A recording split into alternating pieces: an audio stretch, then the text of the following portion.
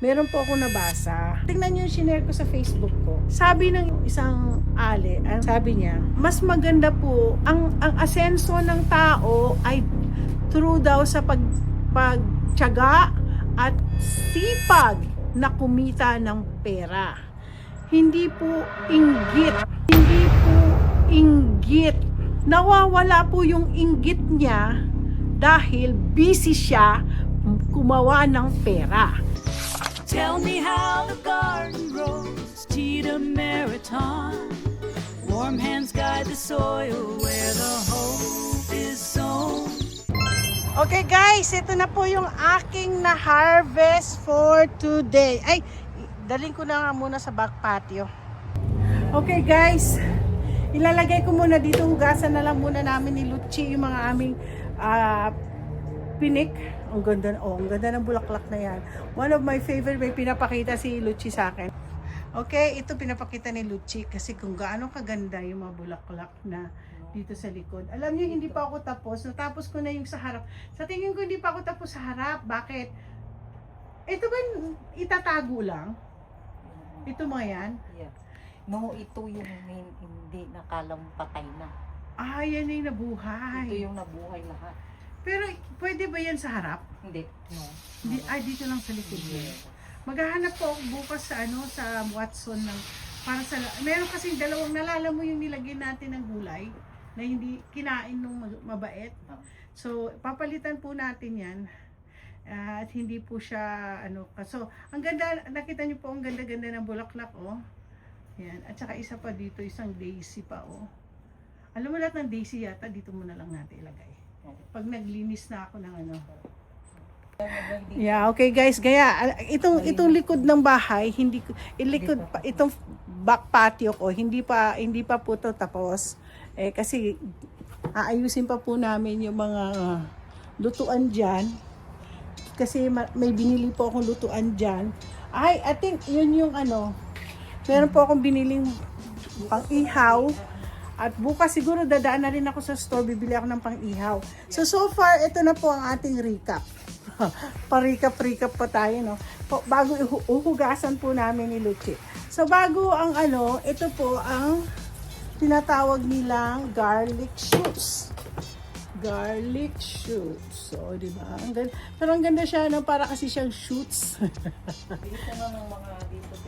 Oo, bibili ako ng mga natin. So, ito yung garlic din siguro. Madali lang. Siguro madami akong putaheng lulutuin bukas.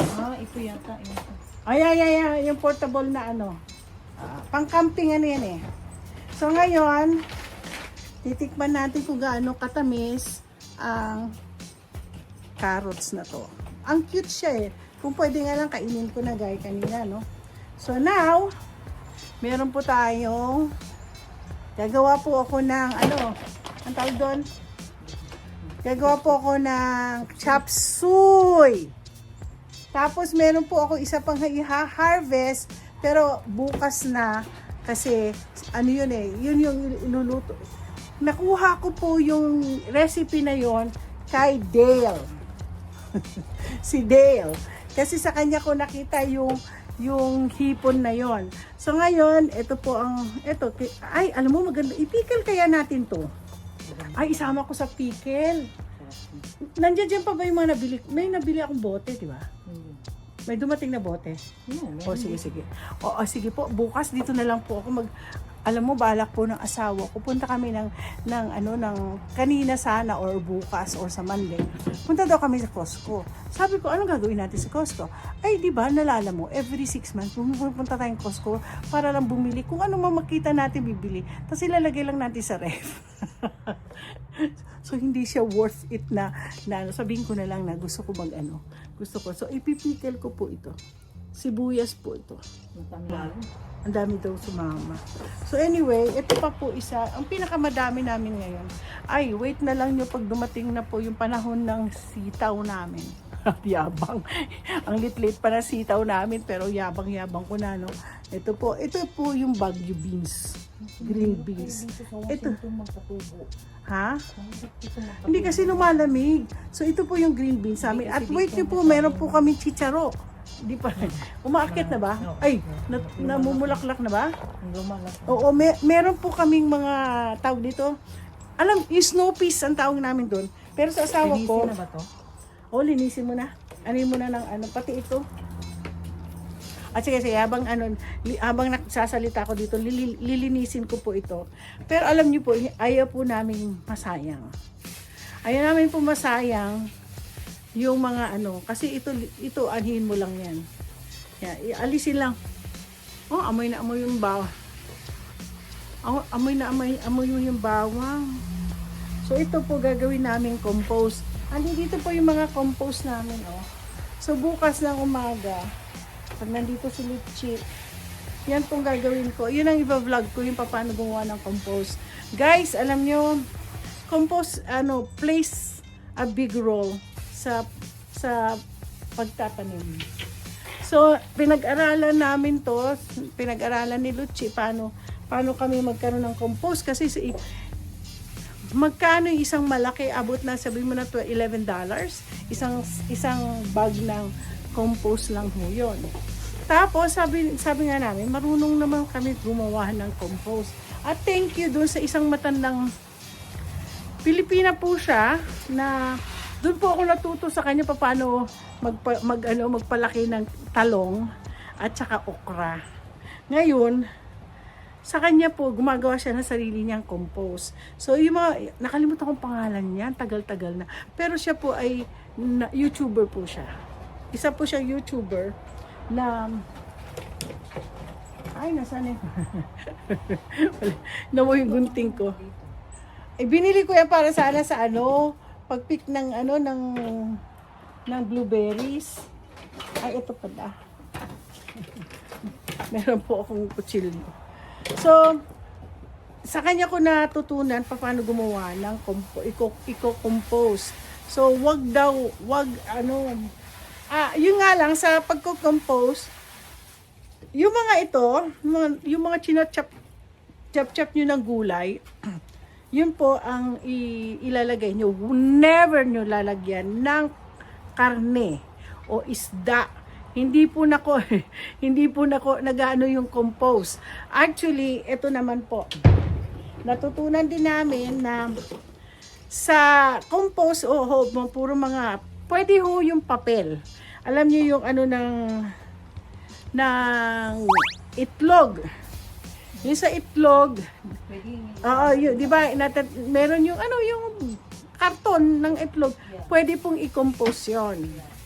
Ngayon, sa naman, isa pang fertilizer na pwede nyo gamitin is like this. Bumili kayo ng isda, hugasan nyo isda, tanggalin yung mga gills, yung mga ganong gills na yan. Ngayon, wag nyong itapon ang tubig. Kasi po, ilagay nyo sa isang garapon, ilagay nyo sa isang balde. Yun po, hugasan nyo, no? Siyempre, hugasan nyo, pati yung di ba? I-strain nyo, magiging tubig siya. Yun po ang tinatawag nilang fish, na nga yun? Yung nilalagay mo? Blood. Blood. May tawag sila doon. Tapos sabi ko, ano kaya yung blood? Basta blood. Yung pala, yun po yung hinugasan na isda. Yung iba, ayaw ng mga uling. Oo. Isa pang magandang fertilizer, uling. Tagtarin niyo po yung uling, ilalagay niyo po sa lupa. Kaya alam niyo kami dito sa Amerika, gustong-gusto po namin magtanim. Lalo na yung gulay na hindi niyo po nakikita sa grocery, yung regular grocery. Pwede pumunta kayo sa mga Filipino stores, sa mga pero yung mga gaya nito, frozen na po kasi maiba. Opo.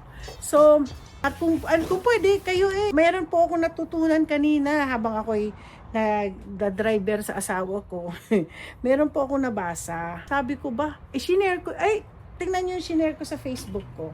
Sabi ng isang ang tawag niya, yung mag-discarding negosyante. Sabi niya, mas maganda po ang asenso ng tao ay through daw sa pagtiyaga at sipag na kumita ng pera. Hindi po inggit. Nawawala po yung inggit niya dahil busy siya kumawa ng pera. So, sabi niya, advice niya sa mga taong walang ginawa, kundi umupo lang dyan at mainggit sa iba, sa kapwa niya at gumawa ng kwento, sisiraan niya ibang tao, palitan nyo na raw pag gusto ba nyong yumaman. Sabi niya, pag gusto nyo yumaman, magpakasipag kayo. Huwag na yung nakaupo kayo sa isang tabi, gumagawa kayo ng kwento, sisiraan yung isang tao. Hindi ho kayo hero. Oo, akala nyo hero kayo pag naninira kayo ng tao. Hindi po kayo hero. Kasi hindi nyo kilala yung tao sinisiraan nyo. Hindi ho po ba? Sa totoo lang, this is truth.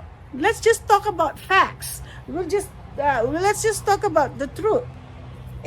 May nagsabi na lang ng isang tao, naniniwala na po kayo. Sa tingin nyo ba, yung tao yon marunong magsabi ng totoo? O hindi po ba? Kayo po ang talo. Kayo rin po ang talo kapag ano. You got to know the person. Okay? Anyway, ako po ay excited po ako sa mga gagawin ko ngayon sa aking garden. So, wala pong inggit-inggit dito. Wala pong paninira ng tao. Instead, ako po ay ine-encourage ko kayo, mag-start na po kayo mag-ano. Alam niyo, umpisahan din niyo yung patatas.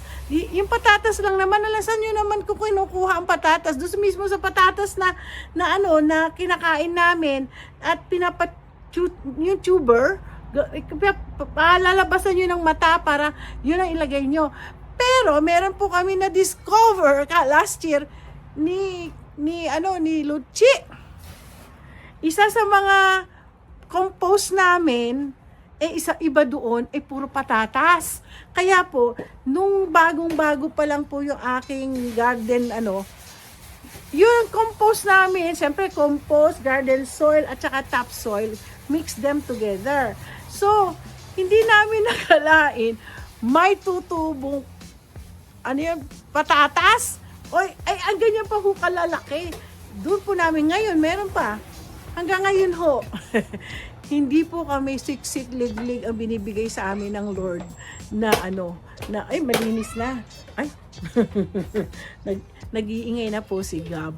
So anyway, don't forget to like and subscribe. Abangan ang aking mga ibang... Yeah, I'm almost done, Gab. Okay. Naku, tinatawag na po ni Gab si nanay niyan. Uwi na tayo. Kanina ka pang umaga.